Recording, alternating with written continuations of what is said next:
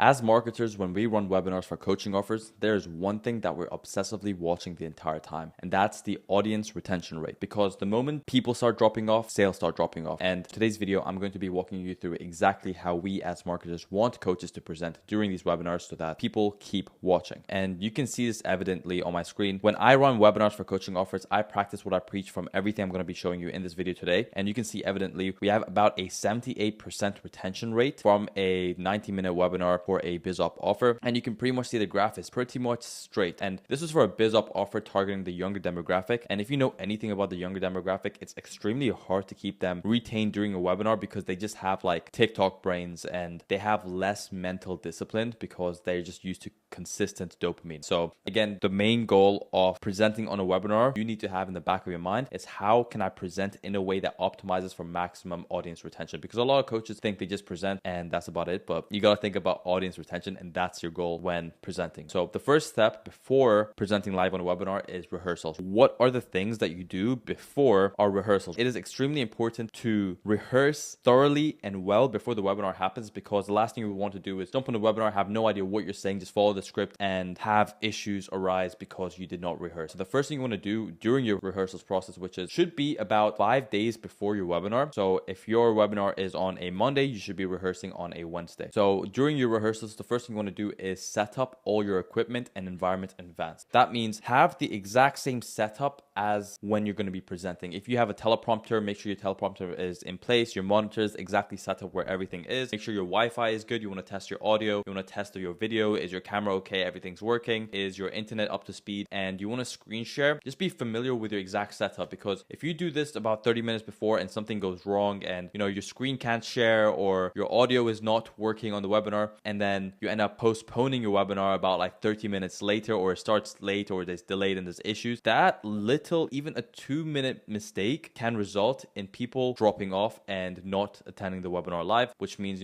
if you have 1,000 people showing up, 2% is 20 people. One of those 20 could have had the potential to make a purchase. So that could have costed you whatever your ticket price is, $5,000, $10,000, etc. So set up your equipment environment in advance, test all your tech, make sure you're familiar with everything, your tech is all set up, everything's working. And then third, which is the most important thing, is review your speaker notes. I've seen coaches get extremely lazy and just put their faith in the webinar and have no idea what they're about to present, because there's so many slides and they just not bother to go through every single one of the slides. But that is the biggest mistake you can make, because the last thing you want to do is say something that you wouldn't say otherwise, or your personal brand wouldn't say, because yes, copywriters write the script, but they are not the expert. You are the expert. So last thing you want to do is catch yourself saying something that you shouldn't be saying, and review the speaker notes in every single slide. And wherever you feel you need to make changes, whichever, like maybe there's a sentence that doesn't feel right, make sure you add in notes for the copywriter to make amendments to. And the goal over here is to get yourself familiar with every single slide, so that when you do present, you've already gone through it in your head and you know exactly how you're meant to say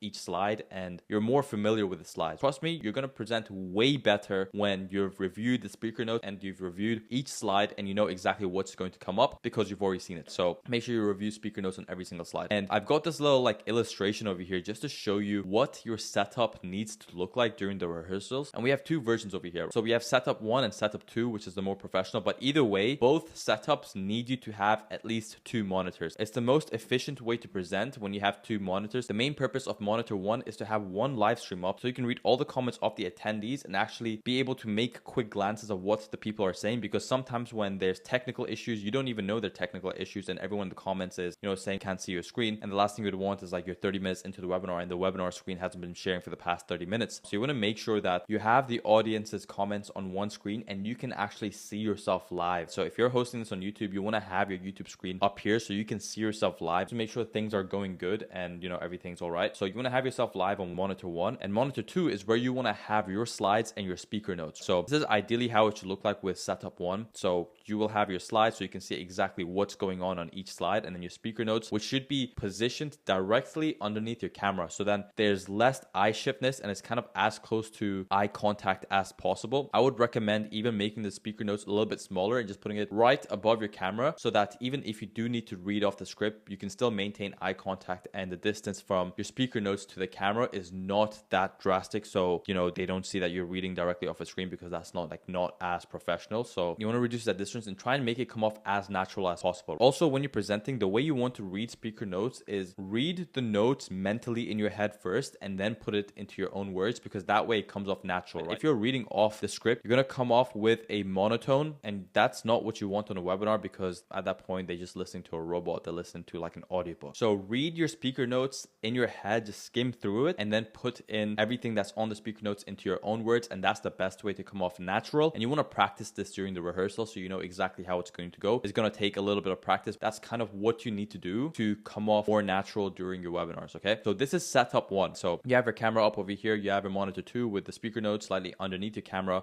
I would minimize the slide and just make it a bit smaller, and then monitor 2 is where you have your live going on. So that's setup 1. The setup 2, which is the more professional setup, is if you're able to get your hands on a teleprompter. So there's 2 teleprompters you can kind of have. There's one which is the more professional one where you can set up a camera behind the teleprompter, so it's like you're always looking directly straight eye contact with the camera, and you're able to also read off the notes so it looks completely natural, and you can control the speed of it. And this is the more professional one, but even this works. You can get like a $30 one and then have your speaker notes on another teleprompter, and you can control this with an app or with your remote control. If you're able to hook this up to your speaker notes, so every single slide you go to next, it automatically changes on your teleprompter, that would be the ideal best setup, the most professional setup, the easiest to read, and one which is going to convert a lot better because you do come off a more natural and you're always maintaining eye contact and it looks less scripted. Okay, so camera plus teleprompter is setup 2, which is more recommended. Or if you do not have a teleprompter, then you can go for setup 1, where you have your speaker notes directly underneath your camera. So that's how you rehearse. You want to make sure everything's set up and everything's all right, good to go. So pre-webinar, what do you do right before your webinar starts on the day of your webinar? So about an hour and a half to 2 hours before, you want to watch how other coaches present during webinars. So,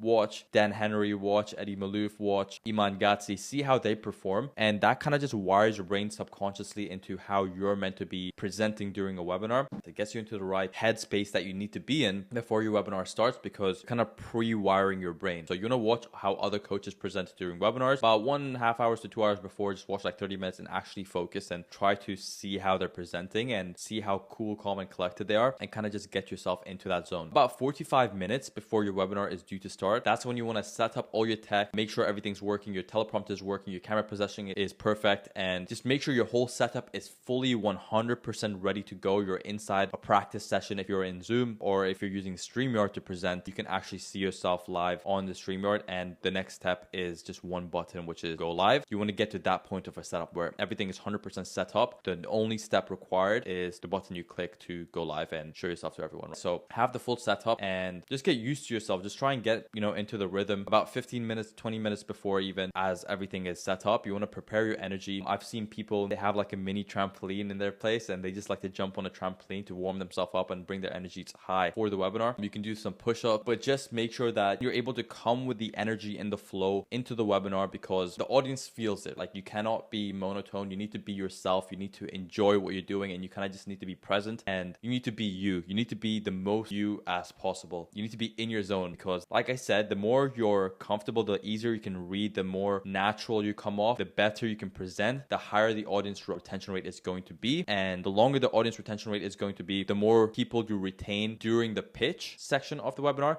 And the more people that hear your pitch, the more people that's likely to convert. And obviously, even after a pitch, if you can hold them on to listen to the full pitch, and if you're doing a Q&A at the end and you can retain these people, you're most likely to make a lot more money. These little micro changes that you can make could cost you one sale off your ticket price, whether that's $10,000, $15,000. So you coming with this energy and actually trying your best makes you an extra $15,000 if it's just even one person that converts. Additionally, if it's two people, that's $30,000 if it's a $15,000 price point. And just warm up your vocals, just stretch out your mouth, like do some mouth exercises, and also have a water bottle beside you, because you're going to be talking a lot and your mouth is going to start to get dry. But also it gives you time to take like a little break instead of just straight talking. So it's a good excuse to take like a little break without actually seeing a drop off. Your little break is kind of rationalized by you taking a sip of water. But even when you do take these little breaks, which we'll jump into shortly, is like, you still want to maintain engagement with the audience. But have a water beside you, trust me, is going to be the best thing that you do, because your mouth is going to get dry because you're going to be talking for a very long time. That's kind of what you want to do for your pre-webinar, and then just rehearse your intro. So it's like about 15 minutes before, you want to read your speaker notes and then just kind of say how, just rehearse your intros. So even if there's no one in the chat, you want to say, hey everyone, just let me know where you're in the chat. We're just going to give it about like 5 minutes for everyone to kind of come into the webinar.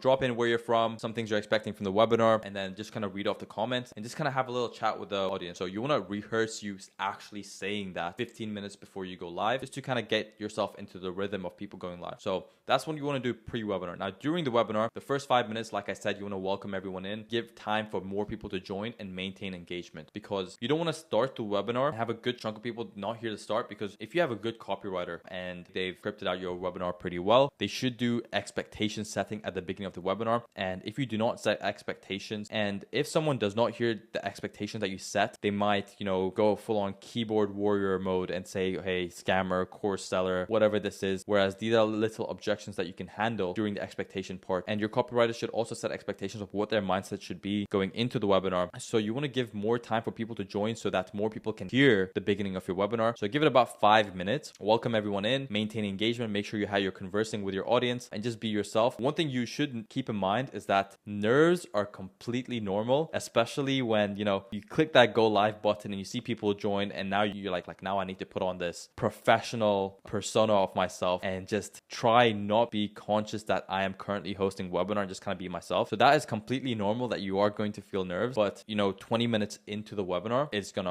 you're gonna be fine. You're gonna completely forget that you're presenting in a webinar and you're gonna get into your flow. So expect nerves, completely normal, but that's what you should do for the first 5 minutes. Now, for the remaining of the webinar, you kind of want to go through the slides as scripted, right? So as the speaker notes are there, you just want to read off the speaker notes. You've already rehearsed, you've already seen every single slide. You want to put your trust in the marketer, you want to put your trust in the copywriter that wrote the copy for your webinar, and just read off the script. I'm telling you, I've moderated webinars before for some of my clients, and the absolute worst thing is when the client is on a slide and they're just rambling and rambling and rambling, and they kind of go past the speaker notes and they're just saying things. Because I've had one time where I was moderating a webinar and the coach who I was marketing for, he just kept talking about his personal life a little bit too much, and it was like 5 minutes in, and then it became 10 minutes in, and I'm like, in my head I'm stressing because I put in so much work to make this webinar script perfect, to market the whole thing, bring all these people in, and in my head it's like, there's no way he's actually about to fumble during presenting, because people were in the comments and they were even saying enough of this part, we've heard your story, next slide. People were saying this, but he wasn't actually reading the comments as well, or he just felt like he needed to give more context than he did. So the most important thing as marketers, please just stick to the script and read off the script, and do not spend so much time on a slide. Please, that's the one biggest advice that we want, is just go as the slides say, because we've considered what you need to say. You don't need to say more than what the script has given you, okay? So go through the slides as scripted. Also, feel free to read the chat and try to entertain them once in a while. It's good to just maintain that engagement. So see what the chat is saying as you're reading, take a glance and see what they're saying, reply to them, and just maintain that engagement. Feel free to make jokes, entertain once in a while, because at the same time, you don't want it to seem like a YouTube video that they're watching, but you want to maintain engagement, because at the end of the day, it's a live webinar. Think of it more like a stream. You watch streamers. Why are they so entertaining? Because they engage with the audience. The audience says something that might trigger them. They kind of feed into that. So it's completely okay if you also feed into that answer. You just always want to address the elephant in the room. If the people say something, try and be funny, but think more streamer-like, okay?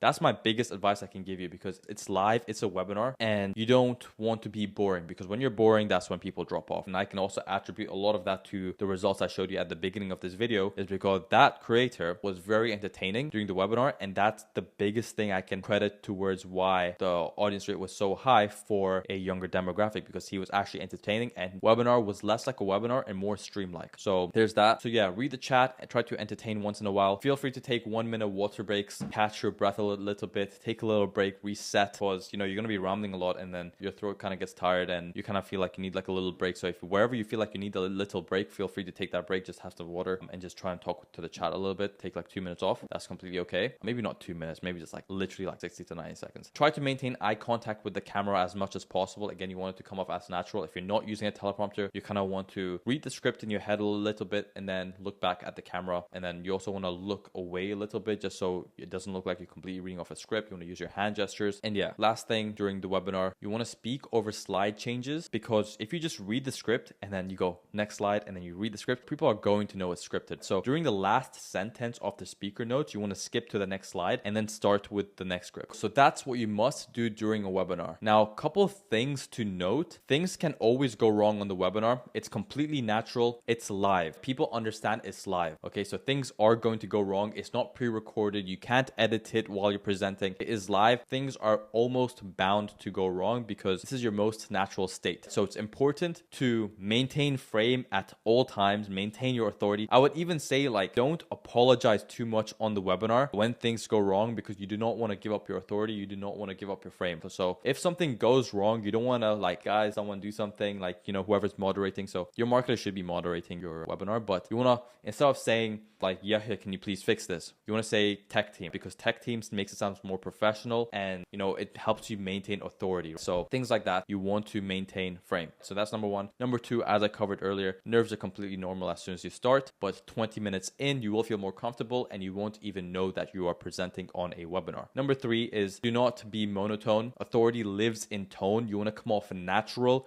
be calm, sound certain when you speak. And that comes if you've done a good rehearsal. You will know exactly what you're saying. You won't feel worried about what's going to be on the next slide when you're presenting, and you're going to sound certain. You're going to be natural. Be yourself. Have your own tone. Speed up your sentences. Slow down your sentences. Do not be monotone. Authority lives in tone. Be calm and sound. That's not how you want to read. You want to be yourself. Next thing, have pace control, like what I just said right now. Control how you speak. Loud voice when you want to emphasize on something. Lower your tone when you kind of want to, you know, something is not as important. You know, you want to speed up your sentences. You want to control your pace. You want to end in a high tone. Use hand gestures so you come off more natural and it doesn't sound like you're reading off a teleprompter, and it sounds natural. And it also helps for comprehension of what you're saying. A lot of people are visual learners, so use your hands. Like, try to actively use your hands. Be a little bit more proactive with your hands. Don't use the same like hand gestures all the time. Just try and use your hands. Speak with your hands. And then last thing is, you know, I said do not ramble on a slide, but where you feel like you can add unscripted valuable information and go off script, but just say that valuable information and then go off script, because again, you are the professional. Sometimes on slides you will feel like you can give a little bit more value than what's already written. Feel free to do that. That is actually a good thing. Do not spend more than 1 minute on a slide. That is like absolutely the longest you can be on a slide. So do not ramble on slides. That's the worst thing you can do. Just please keep the flow going. Keep the webinar going. And then the last thing is post webinar. This is also something that you can do during your webinar, is like read the chat, see what they're saying, and based on what they're saying, you want to make little changes. You want to make little changes as to how you're presenting, because you're not going to be presenting perfectly. But if you read the chat, you know they're saying, hey, you're going too fast, then you want to slow down. If they're saying, hey, you've been on the slide for so long, please go to the next slide, then you want to hurry up and you know you're going a little bit slow. So you want to read the chat to see areas of improvement. They'll tell you all about your performance. Even when the webinar has concluded, you want to go back to the chat and review everything that the chat has been saying, and then see where you can improve for the next time you run a webinar. Or if you're running a challenge and you got day 2 and day 3 left, at least you have some feedback loops so that you can present a little bit better on day 2 and day 3 of your challenge. So read your chat and see how you can improve on, and then make sure that you actually take what they're saying, you retain it, and you actually act upon it the next time if you're running a challenge on day 2 of your challenge. So that's number 1. And then number 2 is listen to your marketer, listen to your team for feedback. During your presentation, if you're a marketer, what you should be doing is you should have a little private chat with your coach, whether that being on Slack, or if you're using like StreamYard and you're presenting on a webinar, or even if you're using Zoom, you can send like private messages to the coach. So always listen to your team for feedback. Maybe your marketer notices you're going a little bit slow. That's a more subtle way for him to tell you, hey, slow down. You know, you're going a bit too fast. So listen to your team for feedback. Post webinar, see what they say, and put your faith and trust in the team, because they are your marketers. They know a little bit more than you do about marketing. So listen to your team for feedback, read the chat, and if you take everything that I just said in this video and you implement into your webinar, I promise you, your webinar, you'll retain people a lot longer than you might have not before this video. And yeah, that is pretty much it. I hope this is valuable to you. If you do have a coaching offer, or you're looking to start a coaching offer, you have a little bit of an organic, or you have money to put into ads, and you want to work with my marketing agency, book in a call with me. Let's chat about it. We'll get into some projections, see exactly what we can do. Hopefully we work. And then from there, we can see if we'd be a good fit to work together. So if you want to see if you'd be a good fit, just DM me on Instagram or click the link below and book out a call with me. That is pretty much it. And I hope you found this video extremely valuable, and now you're more confident in presenting during your webinar.